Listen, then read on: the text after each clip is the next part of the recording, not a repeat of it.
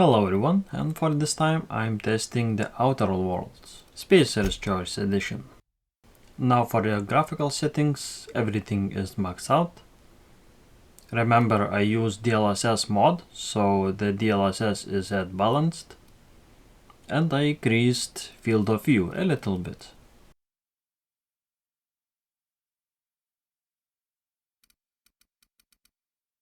Motion blur and chromatic aberration is disabled. Now for the first part of this benchmark, I'll use starting game area, which is a little bit later in the game, but it is the area where your ship lands first. And this planet is one of the most demanding areas of the game, especially from GPU. I was actually about 9 hours into the game already when EGS or Epic Game Store decided to give away a Spacer's Choice edition of this game. And this edition includes all DLCs, which previously I haven't had. So I decided to start over and play this version instead. And that's because save files are not cross-compatible, unfortunately. Aside from DLCs, this version also has improved graphics.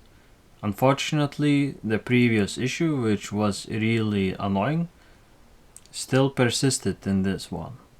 And that is very intensive pop-in or low draw distance.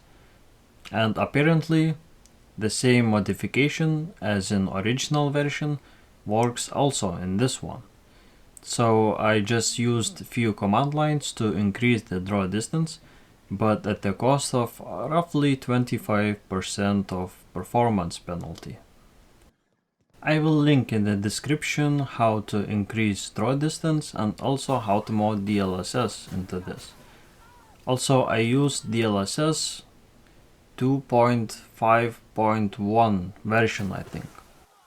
So I finished this game and it took me roughly 60 hours to complete everything, DLCs included.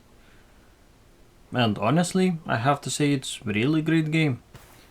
It's very similar to Fallout New Vegas. It's in fact from the same developers as well. So it totally makes sense. I remember before playing this game, there were a few people which insisted that this game doesn't play like Fallout New Vegas at all. And that is mediocre or not good game, but I totally disagree with them. It's actually a really good game. The biggest weaknesses are the loot system, that the variation of armor and guns are really limited. And the other would be also variation of monsters or enemies. So you travel through different planets and each planet has like 6 different enemies, and killing same monsters over and over again gets boring pretty fast. And lastly, also the pop-in issue which I mentioned before. So you would expect that it would be fixed at this point, but it wasn't, so that's quite unfortunate. But the lighting and graphics in general are better, so you lose some, you gain some, I guess. Now for the second part, I found the area which is the most CPU demanding. It's not really low FPS, but it's the least GPU demanding, I guess, because the GPU utilization drops way below 80%. So this game in general is not really hard to run, but this area is the most CPU limited, I guess. Even though I get like 90 FPS on the lowest performing part of this benchmark. So yeah, I just thought I include it. Also keep in mind that I'm still using increased draw distance mode, which reduces CPU performance as well. Rizzo's purple berry buzz.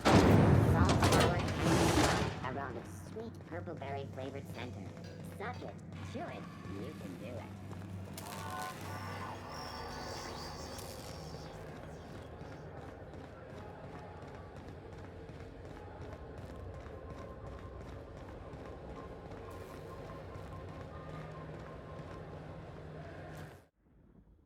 And for the last part, I thought I include endgame area, which is very similar to Groundbreaker, which I tested in CPU demanding area, but also with lots of combat. It's not really demanding, but it's the area which you get to shoot everyone, so I thought I'd include it. And I think I'll leave you to the gameplay. As always, thank you very much for watching, and see you next time. Bye bye for now.